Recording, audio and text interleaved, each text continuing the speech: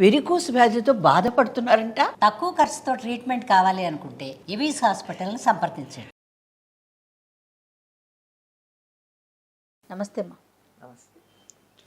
అమ్మా, ఇంట్లో ఎటువంటి దేవుడి ప్రతిమలు ఫొటోస్ పెట్టుకోవచ్చు? దీనికి ఏమైనా అసలు నియమం ఉందా? దేవుడి ఫోటోలు ఎలా పెట్టుకుంటామన్న దాని మీద ఆధారపడి ఉంటుందమ్మా. దేవుడి గదిలో పెట్టి పూజ చేస్తున్నామా, అలంకారంగా పెడుతున్నామా? రెండు ఉన్నాయి కదా. అవునవును. మనకి దేవుడి గదిలో దేవుడి మందిరంలో పెట్టుకునే పటమే కాకుండా క్యాలెండర్ల మీద వాటి మీద వచ్చిన అందంగా ఉన్నాయి ఇంట్లో చాలా చోట్ల పెట్టుకుంటున్నాం. అలా ఎక్కడ పడితే అక్కడ అందంగా అలంకారంగా ఉండేది మనకి నచ్చినవన్నీ పెట్టుకోవచ్చు. కానీ పూజించటానికి పెట్టుకోవాల్సిన వాటివి మాత్రం కొన్ని నియమాలు ఉన్నాయి. ఏమిటి అంటే, విగ్రహం గనక అయినట్టయితే ఇంతకన్నా ఉండకూడదు. మన బొటన వేలు ఈ మొదటి కణుపుందే అంతకన్నా పెద్దది ఉండకూడదు. ఇంత ఉంటేనే దానికి బోరుడు నైవేద్యం పెట్టాలి. విగ్రహం పెరిగిన కొద్దీ నివేదనలు ఎక్కువ అవుతాయి. అందువల్ల అంత పెద్దవి పెట్టుకోకూడదు. చిన్న చిన్న ఉండొచ్చు, పైగా బోలుగా ఉండకూడదు, సాలిడ్గా ఉండాలి ఏది పెట్టుకున్నా. ఇప్పుడు వెండివి అవి ఎలా ఉంటాయి, పైన రేకుండి లోపల ఖాళీ ఉండి అట్లాంటివి పూజకి పనికిరావు. అలంకారంగా పెట్టుకోవచ్చు. ఇప్పుడు షోకేసుల్లో పెట్టుకోవచ్చండి. కృష్ణుడు బొమ్మ చాలా అందంగా ఉంటుంది. ఎన్ని రకాల కృష్ణుడు ఉన్నారో, వినాయకుడివి ఎన్ని రకాలు ఉంటాయో అవన్నీ అందంగా ఉంటాయి. నృత్య గణపతి, సంగీత గణపతి, ఇలాంటివి ఇవన్నీ అందంగా ఉంటాయని చెప్పి ఇంట్లో అలంకారంగా గోడల మీద కానీ షోకేసుల్లో కానీ పెట్టుకుంటే అసలు వాటికి ఎటువంటి తప్పు లేదు, ఏమీ లేదు. కానీ పూజ చేయడానికి పెట్టుకునేటప్పుడు మాత్రం బోలుగా ఉన్న విగ్రహాలు పనికిరావు. పెద్ద విగ్రహాలు ఉంటే నివేదన ఎక్కువ చేయాలి గనక మనలాంటి ఇళ్లలో పెట్టుకోవడం అంత శ్రేయస్కరం కాదు. అమ్మ, మట్టివి దొరుకుతాయి కదా, ఇప్పుడు లక్ష్మీదేవి ప్రతిమలు అలాంటివి మట్టితో చేసినవి ఉంటాయి. అవి కూడా దానికి కూడా లెక్క ఉందా సైజు? దానికి లెక్కలేదమ్మా. అసలు అవి మనం మామూలుగా దేవుడి గూట్లో అవి పెట్టుకుని పూజ చేస్తామా? చెయ్యం కదా, సాధారణంగా చెయ్యం. వాటిని ఏమిటి, పూర్వకాలం అయితే ఇలాంటివి ఎక్కువ లేని రోజుల్లో ఏం చేసేవారు, ఇంట్లో ఒక గూడు పెట్టి ఆ గూట్లో ఈ ముఖ్యంగా రాముడు, సీత, లక్ష్మణుడు వీళ్ళ విగ్రహాలే పెట్టేవాళ్ళు. అవి ఎక్కువగా ఉండేవి. అవి అక్కడ పెట్టుకునేవారు.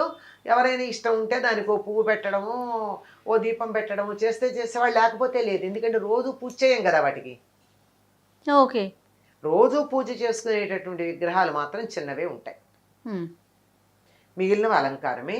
అలాగే ఫోటోలు కూడా అనేక రకాలైనటువంటి ఫోటోలు. అసలు దేవుడి గది ఎంత ఉంటుంది, ఎన్ని ఫోటోలు పెట్టగలరు? అందుకని మీ ఇష్టదైవానికి సంబంధించినటువంటి ఫోటో ఏదైనా పెట్టుకోండి. రాముల వారి సాధారణంగా ఇప్పుడు ఏదో కాలం మారిపోయింది, కానీ కొద్ది రోజుల క్రితం వరకు కూడా ప్రతి ఇంట్లోనూ పూజ మందిరంలో ఉన్నటువంటి ఛాయాచిత్రం అంటే ఫోటో ఏదైనా రామ పట్టాభిషేకం ఫోటోనే ఉంటూ ఉండేది ఎవరిళ్లల్లో అయినా.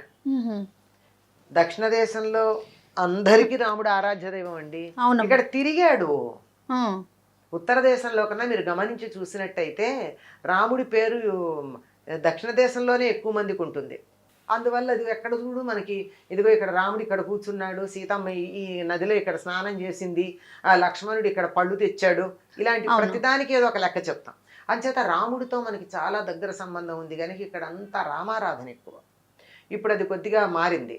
మధ్యలో కొంతకాలం వెంకటేశ్వర స్వామి ఆరాధన చేస్తాం, ఇప్పుడు మళ్ళీ సాయిబాబా అంటున్నాం. ఇంకేమన్నా కొత్త దేవుడు వస్తే కొత్త దేవుడిని అయినా ఆరాధిస్తాం. మనం అసలు దేవుడిని పక్కన పెడతాం.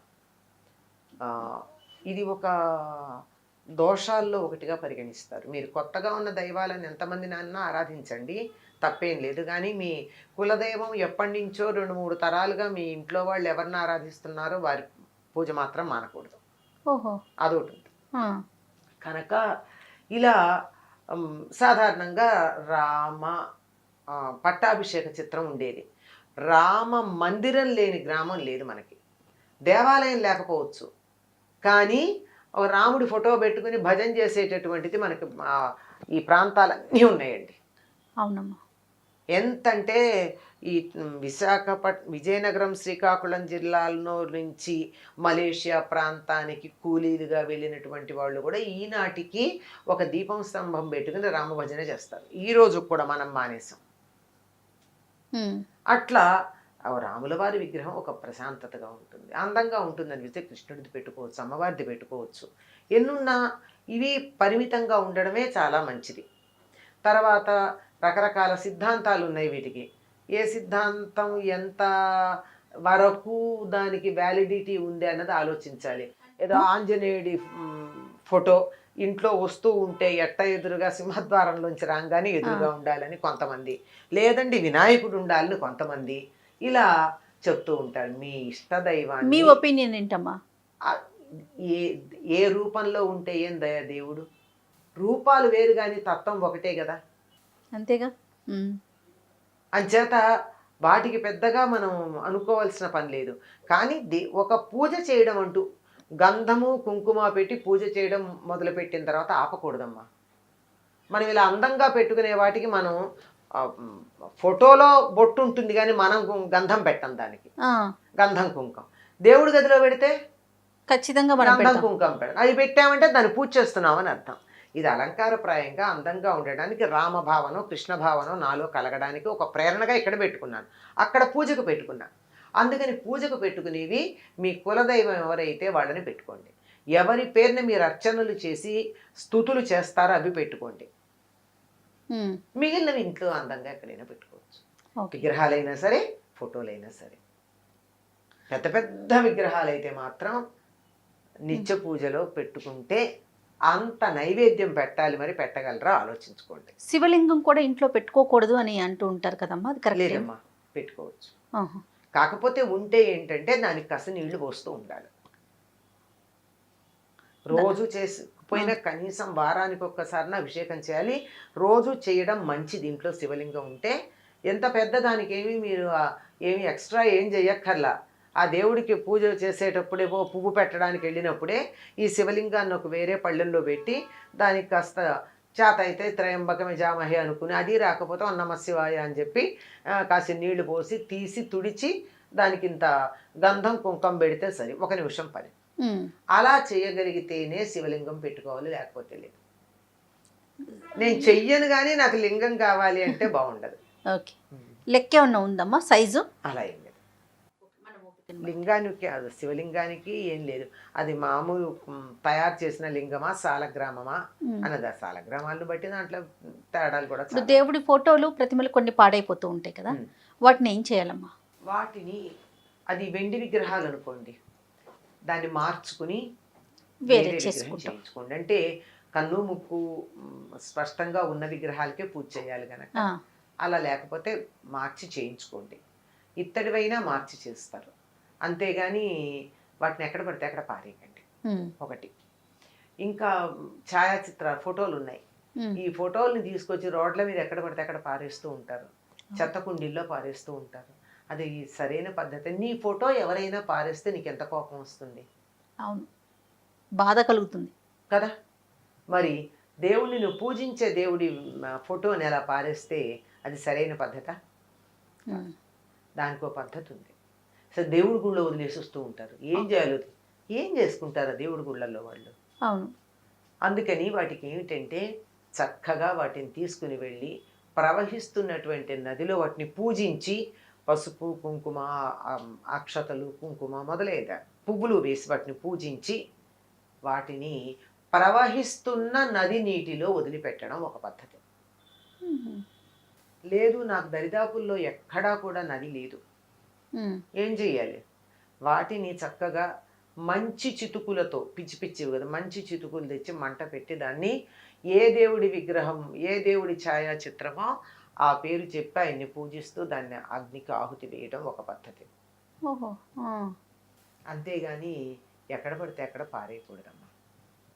దేవుని గుళ్ళల్లో పెట్టడం కూడా కరెక్ట్ కాదు. తప్పుగా ఏం చేస్తారమ్మా వాళ్ళు మాత్రం. మనం కొన్నాళ్ళు పూజ చేసి పడేసిన విగ్రహ ఛాయాచిత్రాలకు వాళ్ళు పూజలు చేస్తారా? చేయలేకపోతారు కదా. అసలు ఎందుకు చెయ్యాలి నాకు అర్థం కాదు.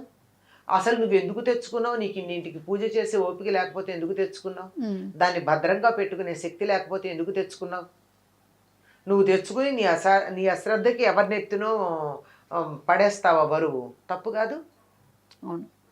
తర్వాత దేవాలయాల దర్శనం చేసుకోవటం, ప్రతి ఒక్కరూ ఇంత ప్రతిమ తీసుకొచ్చి ప్రసాదంతో పాటు ఇవ్వటం, ఇది కూడా చాలా తప్పమ్మా. ఉమ్. దేవాలయాల వెళ్ళినప్పుడల్లా విగ్రహాలు తీసుకొచ్చి ఓ, ఇవ్వడం అనేది ఫోటో అది- ఫ్రేమ్స్ ఎక్కువ ఇస్తూ అది ఉంటారు. అడిగిన వాళ్ళకి ఇవ్వండి. మా ఇంట్లో లేదు, ఏదో నువ్వు తిరుపతి వెళ్తున్నావు, మా ఇంట్లో వెంకటేశ్వర స్వామి విగ్రహం లేదు, లేదా ఫోటో లేదు, తెచ్చిపెట్టు అంటే వెళ్ళి ఇవ్వండి. లేకపోతే ఇంతంత ఫోటోలు తీసి వాటిని ప్రసాదాలతో కలిపి ఇవ్వడం. ఏం చేయాలి ఈ ఫోటోలన్నీ? అవును, ఎక్కడ పడితే అక్కడ పారేయలేం. పారేయలేము, ఇంట్లో పెట్టుకోవటానికి ప్లేస్ ఉండకపోవచ్చు. అసలు ఎక్కడ పెడతామమ్మా ఇవన్నీను? ఆ. పైగా కొంతమంది ఫోటో ఫ్రేమ్లు ఇస్తారు, మరి కొంతమంది ఒట్టి కాగితమే ఇస్తారు. అవును, దీన్ని ఏం చేస్తారు? అందువల్ల నేను అందరికీ విజ్ఞప్తి చేస్తూనే ఉంటాను, ప్రసాదం ఇవ్వండి, హాయిగా తింటాం. భగవంతుడి అనుగ్రహం ఒకటి కత్తిగా బాగుంటుంది కదా, బాగుంటుంది. కానీ విగ్రహాలు ఫోటోలు ఇవ్వకండి అని రిక్వెస్ట్ చేస్తాం. అయినా కొంతమంది తెచ్చిస్తూ ఉంటారు. అవును, ఏం చేస్తాం, అన్నీ ఒక పక్కన పెడతాం. మరి దేవుడి దగ్గర పెట్టానో పూజ చెయ్యాలి. అందుకని అవన్నీ ఒక చోట పెట్టి కొత్తగా పెళ్ళే కాపురానికి వెళ్ళే వాళ్ళకి, అమ్మ మీరెవ్వరూ విగ్రహాలు కొనుక్కోకండి, ఫోటోలు కొనుక్కోకండి, దేవుడికి సంబంధించినవి మీకు నచ్చిన ఇవన్నీ ఇంత పెట్టె ఉంది, ఈ పెట్టెలో రకరకాల దేవుళ్ళ ఫోటోలు ఉన్నాయి, బోలెడు విగ్రహాలు ఉన్నాయి, మీకు మీ ఇంట్లో మీకు నచ్చిన దైవం ఫోటో కానీ విగ్రహం కానీ తీసుకెళ్ళి ఇప్పుడు మీరు పూజ చేసుకోండి. బాగుంది. అంటే అందరికీ తెచ్చిచ్చేవాళ్ళు ఉండకపోవచ్చు. అవును, ఈ తెచ్చిచ్చేవాళ్ళు ఎక్కువైపోయారు. అందరికీ నేను వీలైనంత వరకు తీర్థయాత్రలకు వెడుతున్నాము అని చెప్పే వాళ్ళందరికీ నేను ఒక విజ్ఞప్తి చేస్తూనే ఉంటా, ప్రసాదం మాత్రమే తండి. విగ్రహాలు ఫోటోలు తెచ్చి ఎవరైనా తెచ్చి పెట్టమని అడిగితే తెండి, కానీ ఎవరికి ఊరికే ఇవ్వకండి. ఏం చేసుకుంటారండి ఎన్ని విగ్రహాలు, చివరికి అసలు ఆ విగ్రహాల మీద దుమ్ము పడితే దులుపుకోవడానికి తీరిక కూడా లేనని విగ్రహాలు దేవుడి దగ్గర పెట్టుకుని ఏం చేస్తాం? చక్కగా కొన్ని పెట్టుకోవటం, శ్రద్ధగా పూజించటం. ఒకటో రెండో మీకు ఎంత ఓపిక ఉంటే అంత, ఎంత చేయగలిగితే అంత. అలానేనమ్మా, తప్పకుండా. నమస్తే. నమస్తే. ఇక ఈ వీడియో కనుక మీకు నచ్చినట్లయితే లైక్ చేయండి, షేర్ చేయండి. మరిన్ని వీడియోస్ కోసం మా ఛానల్ని సబ్స్క్రైబ్ చేసుకోండి.